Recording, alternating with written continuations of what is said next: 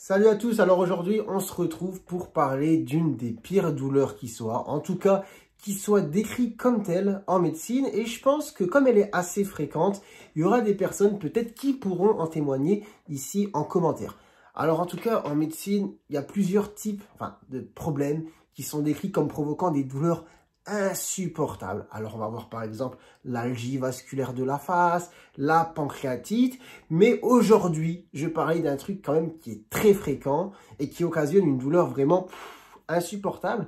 Et pour l'avoir vu, je touche du bois pas pour l'avoir vécu, mais pour l'avoir vu, je peux un petit peu en témoigner. Alors je parlais de la colique néphrétique qui concerne en tout cas, j'ai regardé un petit peu les chiffres, c'est à peu près 120 000 coliques néphrétiques en France par an, soit environ 1% du total des consultations aux urgences. Donc, c'est pas rien.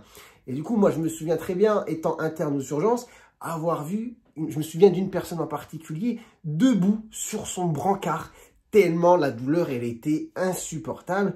Et cette personne n'arrivait pas à trouver de position qui soulage, antalgique. Parce que justement, en médecine, on décrit la colique néphrétique comme une colique frénétique, c'est-à-dire vraiment la personne, elle est là, elle a mal, elle bouge dans tous les sens pour essayer de trouver une position qui va calmer un petit peu, mais sans efficacité. Donc c'est vraiment une douleur quand même assez incroyable. J'ai déjà entendu, je me souviens, des personnes hurler ayant mal. Donc voilà, après l'idée c'est pas de faire peur dans cette vidéo, mais soyons quand même honnêtes, pragmatiques.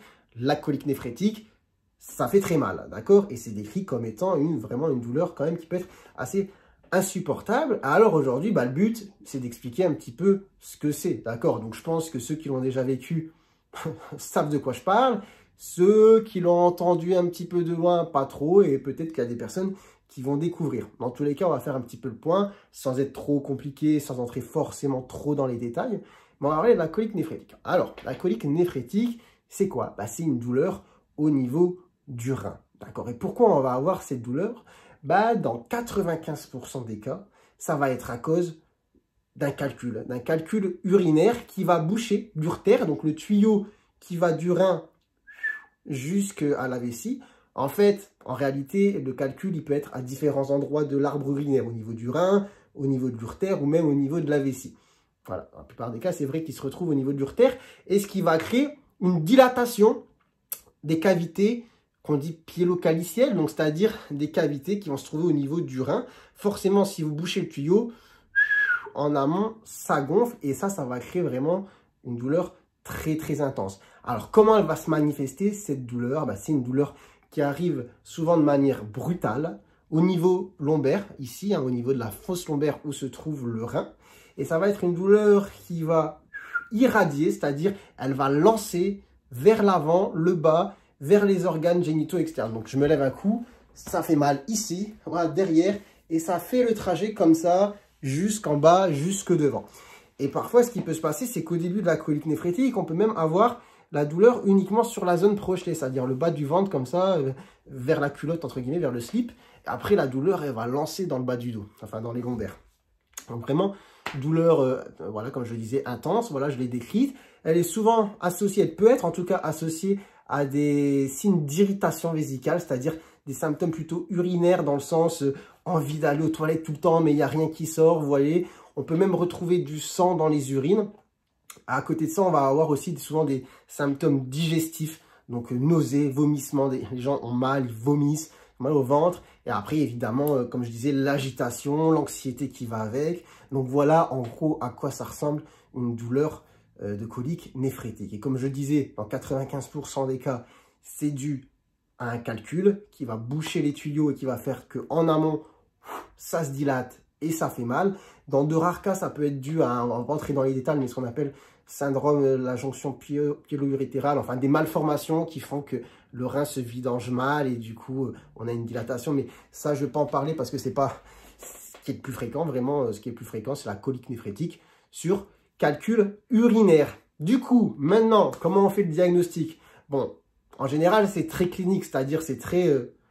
on fait le diagnostic surtout avec les symptômes, mais pas que. Mais voilà, je vous ai décrit, si quelqu'un arrive avec une douleur brutale, intense, lombaire, qui irradie vers l'avant, avec aucune position pour soulager, bon, vous orientez un petit peu vers le diagnostic. Après, évidemment, il faut le confirmer. En général, on fait une bandelette urinaire qui va mettre en évidence, dans quasiment 100% des cas, du sang dans les urines. On a ce qu'on appelle une hématurie, qui est microscopique en général, c'est-à-dire qu'on ne voit pas, mais avec la bandelette, on voit qu'il y a du sang dans les urines. Et parfois, comme je l'ai dit, on peut avoir aussi du sang visible, hein, des hématuries macroscopiques. Après, on va faire des examens d'imagerie. Si vous regardez un petit peu sur Internet, les livres, etc., on va parler beaucoup d'échographie, aussi d'ASP. L'ASP, c'est une radio du bide, tout simplement. En pratique, dans les services d'urgence qui sont bien équipés, on fait un uroscanner directement, d'accord. En tout cas, moi, sur mon expérience personnelle, et même quand j'en parle avec mes amis, mes collègues médecins, etc., colique néphrétique, on a directement le scanner qui permet de mettre en évidence quoi? La dilatation des cavités piélo-calicielles et évidemment le calcul qui nous montre, le scanner nous montre l'endroit où se trouve le calcul et sa taille. Après, comme je disais, si on n'a pas le scanner, on peut faire une échographie qui va nous montrer aussi la dilatation, qui peut nous montrer le calcul si vraiment c'est un bon calcul et qui se trouve dans la cavité du rein. Après, s'il est sur l'urtère, en général, c'est plus compliqué.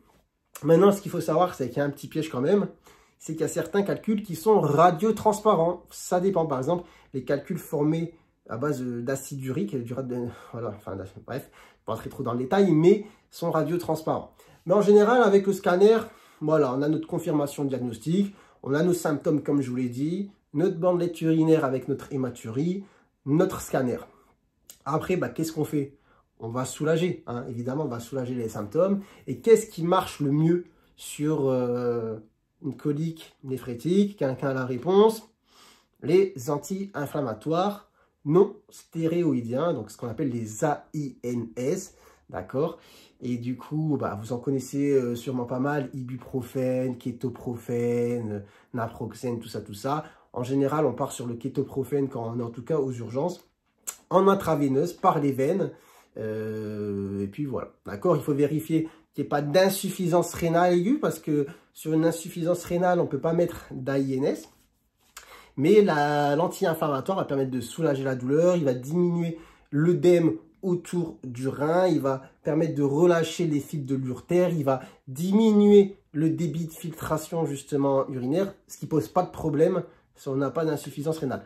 Bon, c'est peut-être un petit peu compliqué ce que je dis, retenez que sur la colique néphrétique, s'il n'y a pas de contre-indication, on va mettre des AINS pour justement soulager la douleur, plus ou moins paracétamol, tramadol, pour soulager, voire morphine aussi, voire morphine pour soulager la douleur. Après, en général, ça va s'estomper. Mais on peut se retrouver devant des situations de colique néphrétique compliquées. Là, en gros, il faut retenir 3 grandes situations où là, c'est une colique néphrétique chaude, quoi. C'est-à-dire, il faut intervenir de manière un peu plus complexe dessus. Alors, on a la colique néphrétique fébrile, c'est-à-dire avec de la fièvre, ce qui souvent signe une obstruction, c'est-à-dire vraiment, on a le caillou qui bouge vraiment le tuyau, il n'y a rien qui sort, enfin, il n'y a rien qui sort, ça sort, mais ça génère une infection au-dessus. Souvent, c'est associé, hein, d'accord, colique néphrétique, fièvre, il y a obstruction. On a aussi la colique néphrétique anurique, c'est-à-dire, les urines ne sortent pas, alors ça va être plus fréquent, ça peut arriver... Enfin, je ne vais pas vous emmêler les pinceaux. Retenez, voilà, si on ne pisse plus, si on n'arrive plus à pisser, vous imaginez bien que du coup, le calcul vraiment bouche le tuyau. Et après, on a la colique néphrétique qu'on dit hyperalgique, c'est-à-dire vraiment ultra douloureuse. Et même avec morphine, rien ne passe. Donc voilà, 3 situations de colique néphrétique très graves qui nécessitent une prise en charge urologique urgente. Donc, colique néphrétique avec fièvre, colique néphrétique où on n'arrive plus à faire pipi, et colique néphrétique ultra douloureuse qui ne passe pas avec la morphine. Et là, en général, on passe au bloc pour poser ce qu'on appelle une sonde JJ. Donc, en fait, c'est une sonde qu'on va mettre dans l'urtère qui va aller jusqu'au rein, à la vessie, qui va permettre de dériver les urines, soulager un petit peu tout ça. Mais là, voilà, c'est les situations, c'est pas les plus fréquentes. Hein. Mais comme je fais une vidéo sur la colique néphrétique, je tiens à vous dire que c'est une situation, voilà, comme je disais, à peu près 120 000 consultations par an. Voilà, c'est pas rien. Et dans l'eau, il y en a qui sont quand même un peu plus compliqués que d'autres et qui nécessitent une prise en charge, du coup, spécialisée, quoi, chirurgicale. Après, bon, la colique passe. Partons sur une colique simple. Bon, ça va être quoi la suite? En général, on va donner un traitement qu'on dit alpha-bloquant. Voilà. Donc, je ne vais pas forcément vous citer les noms, mais qui vont permettre d'expulser plus facilement le calcul. On va faire un contrôle par imagerie 4 à 6 semaines après pour voir que le calcul est parti. D'accord? En fonction de la localisation, de la taille, des douleurs occasionnées, et ensuite on peut avoir une suite chirurgicale. C'est-à-dire si voilà, le calcul, souvent, le cut-off c'est 7 mm. Si on a des calculs plus gros que 7 mm qui n'arrivent pas à être évacués même 4 à 6 semaines après, bon, on peut penser à l'enlever de manière chirurgicale. Là, il y a 3 techniques en général. Les plus fréquentes, c'est les 2 premières que je vais citer. Ce qu'on appelle la lithotricie extracorporelle. C'est quoi? En fait, c'est avec une machine, boum, boum, boum, boum, boum, boum, boum, boum, boum. On envoie des genres d'ultrasons au niveau des reins qui vont permettre de fragmenter le calcul. Ça va marcher pour, on va dire, les plus petits. Les plus gros, difficilement cassables de cette manière, on va utiliser l'urétéroscopie, c'est-à-dire on va rentrer dans le trou, on va monter et on va aller chercher le petit calcul. Et après, une technique un peu plus compliquée, je ne saurais même pas vous l'expliquer, mais vraiment pour les gros calculs, je pense que ça s'appelle la néphrolithotomie percutanée, je ne sais plus. S'il y a un urologue dans la salle, vous pouvez le dire. En tout cas, retenez que c'est surtout les 2 premières qu'on utilise, la 3e étant pour vraiment les gros calculs. Donc voilà, il peut avoir une suite chirurgicale à tout ça. Mais en général, ça reste quand même quelque chose d'assez fréquent, de non compliqué et qui est soulagé par les traitements que j'ai évoqués en début de vidéo. Et maintenant, la question que vous pouvez me poser, c'est dû à quoi? Comme je le disais, dans la plupart des cas, à cause des calculs, mais les calculs viennent d'où? Ce qu'on peut retenir, ça va être très grossier, schématique, mais si vous ouvrez un livre de médecine, c'est ce que vous allez lire dedans, c'est que ça va concerner surtout les personnes qui mangent trop, qui mangent mal et qui ne boivent pas assez. C'est ce qui est écrit. Mais en gros, les calculs sont souvent... C'est plusieurs facteurs qui se mélangent et qui vont faire que les calculs vont se former. Mais voilà, le fait de peu boire, peu s'hydrater, d'avoir une alimentation très riche. Alors ça dépend parce que chaque calcul, en fait, a sa composition qui est différente. D'accord? Mais on va avoir des calculs faits...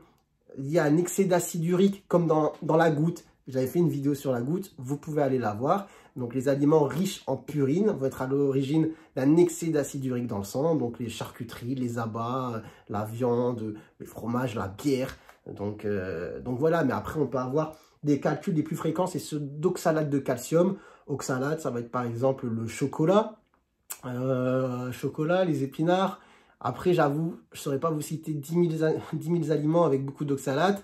J'ai un pote qui est nutritionniste, Boris Ancel, professeur Boris Ancel. Si tu passes par là, tu peux mettre en commentaire les aliments riches en oxalate. Donc voilà, oxalate de calcium, acide urique. Voilà, il y a quoi? La cystinurie, hypercystinurie, mais ça c'est surtout familial. C'est dû à des prédispositions familiales. Voilà, certains médicaments peuvent occasionner justement la formation d'acide urique. D'acide urique, de calcul, pardon. Donc voilà, un mélange des prédispositions familiales, l'alimentation, peu d'hydratation, parfois le fait d'être trop longtemps alité.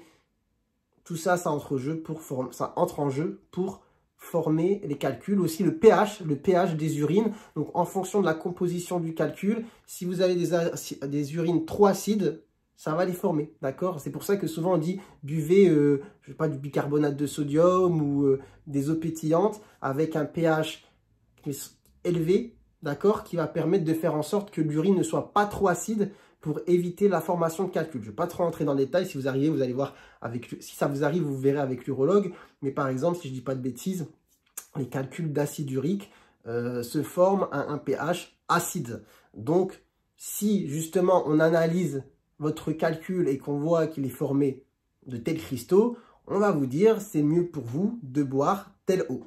Donc voilà, il y a des arrangements alimentaires qui peuvent vous aider justement à éviter d'avoir certains calculs.